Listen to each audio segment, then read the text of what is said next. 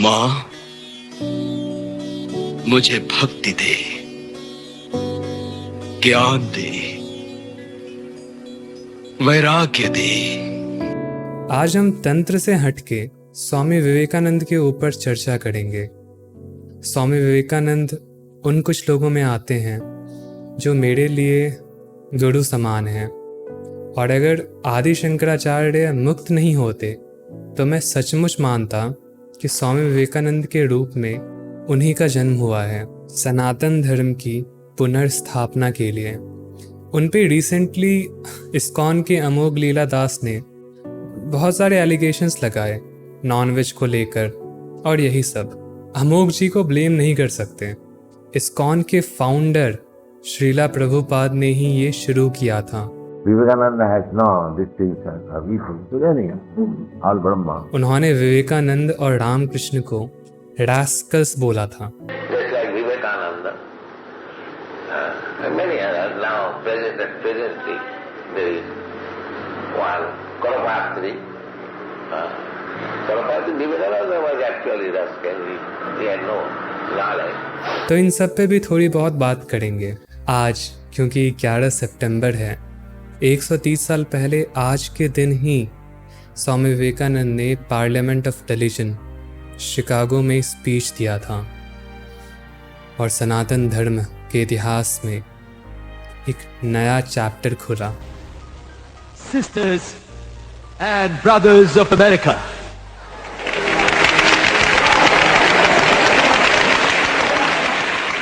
लेकिन इसके पीछे की कहानी से अधिकतर लोग अनभिज्ञ हैं।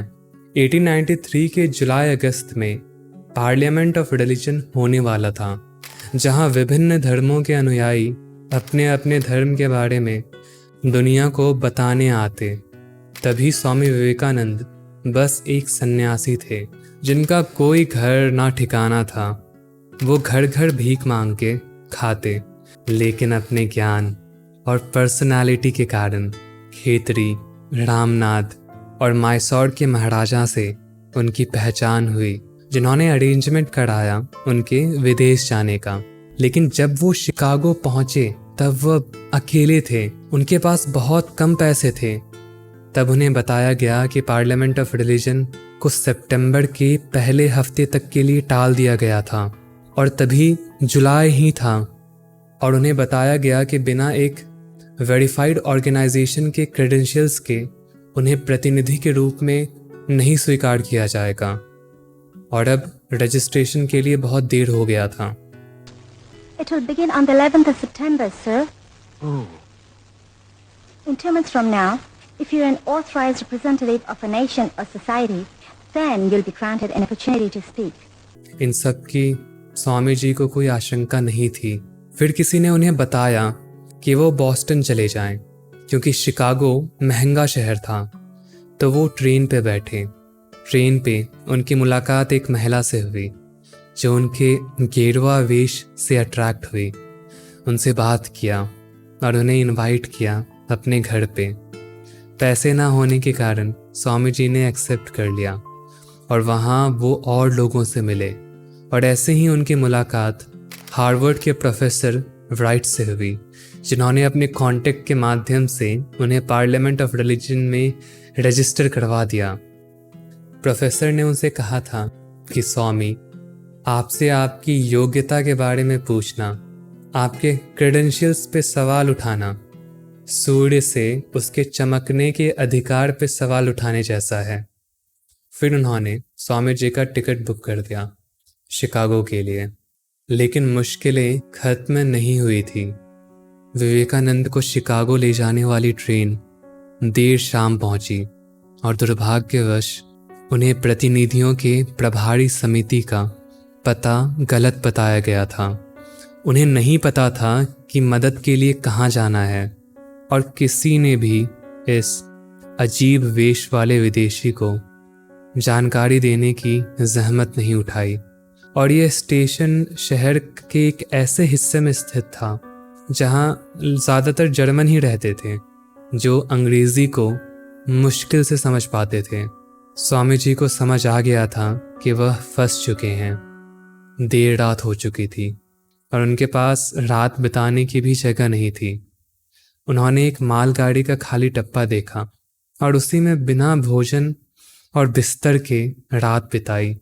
उन्होंने बाद में लिखा था कि सुबह उनकी नींद ताज़े पानी के गंध से खुली, मतलब किसी ने उनके ऊपर पानी फेंक के उन्हें उठाया सुबह। उन्होंने लोगों से सांसद का रास्ता पूछा, लेकिन किसी ने भी उन्हें नहीं बताया।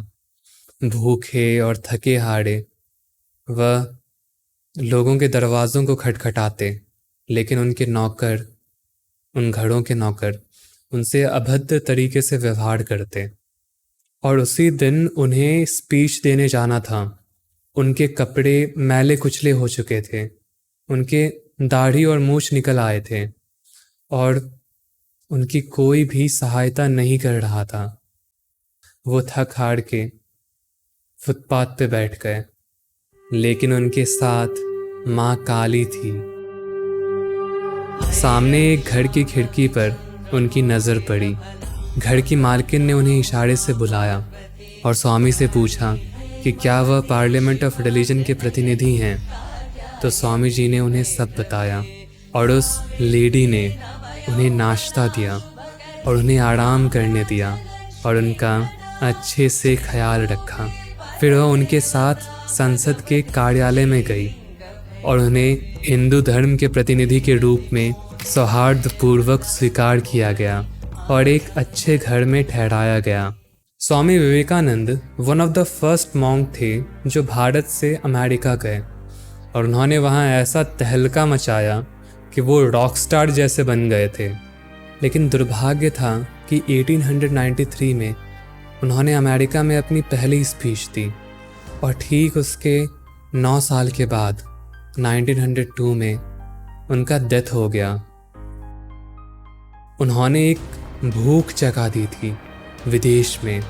वहाँ और इंडियन मॉन्क्स को एक्सपेक्ट किया जाने लगा कि वह भारत से अपने ज्ञान के धरोहर को उन तक लाएं। और उसके बाद तो सब गेरुआ वस्त्र वाले ढोंगियों की भीड़ ही उमड़ गई भारत से अमेरिका जाने के लिए। सब वहाँ जाके बिजनेसमैन बन गए। श्रीला प्रभुपाद 1965 में अमेरिका गए जब विवेकानंद ने एक मार्ग बना दिया था। स्वामी विवेकानंद ने अमेरिका जाके हिंदू धर्म को एक साइंटिफिक बेस दिया। निकोला टेस्ला जैसे महान वैज्ञानिक उनसे इंस्पायर्ड हुए। We are what our thoughts have made us. I believe that. So take care about what you think. Thoughts live. They travel far. लेकिन प्रभुपाद ने वहाँ जाके सब पे पानी फेर दिया और वहाँ जाके ये बोल दिया कि नासा की मून लैंडिंग फेक थी क्योंकि कोई चंद्रलोक पे नहीं जा सकता है। हाँ, एक्चुअली उन्होंने ये बोला था, मैं उनके शब्दों में बताता हूँ। जनवरी 30, 1977 को भुवनेश्वर में उन्होंने कहा था, मेरी चुनौती यह है कि चंद्रमा सूर्य से परे है। पहला ग्रह सूर्य है और फिर चंद्रमा। तो यदि सूर्य धरती से 9 करोड़ 30 लाख मील दूर है और चंद्रमा सूर्य से 1 करोड़ 60 लाख मील ऊपर है, तो वे 4 दिनों में चंद्र ग्रह पर कैसे जा सकते हैं? इसके लिए 7.5 महीने का समय चाहिए। यही मेरी चुनौती है। हाँ, प्रभुपाद को सच में लगता था कि चंद्रमा सूर्य से 1 करोड़ 60 लाख मील दूर है, क्योंकि यही बकवास पुराणों में लिखा है। पुराणों में, वेदों में नहीं। और बाय द वे, अगर आपको लगता है कि ये झूठ है तो उन्होंने ये बहुत बार बोला है और लिखा भी है। जैसे उनकी कमेंट्री भागवत पुराण में 8.10.38 वो लिखते हैं, और श्रीमद् भागवतम से हम समझते हैं कि चंद्रमा सूर्य से 1 करोड़ 60 लाख मील ऊपर है। इसलिए पृथ्वी और चंद्रमा के बीच की दूरी लगभग 9 करोड़ 50 लाख मील होगी।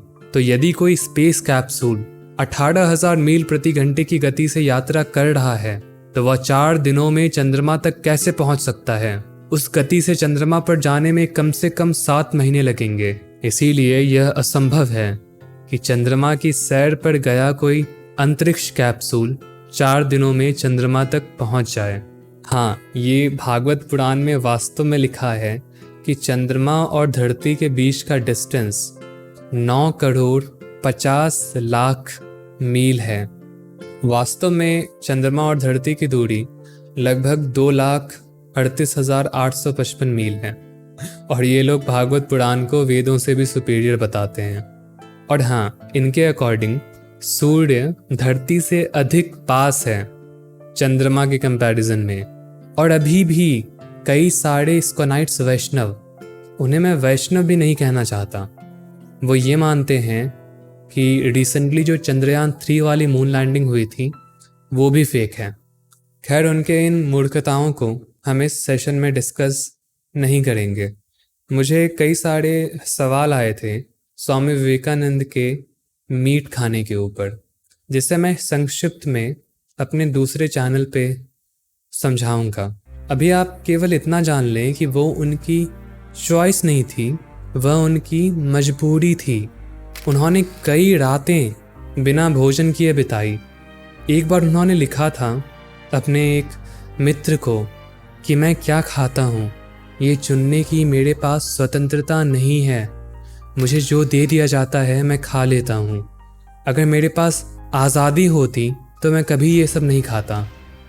मैथमेटिशियन रामानुजन को भी इसी कारण बीमारियाँ हुई, ट्यूबरोक्लोसिस, सीवियर विटामिन डिफिशियंसी के कारण, क्योंकि वहाँ सात्विक भोजन ही उपलब्ध नहीं होता था।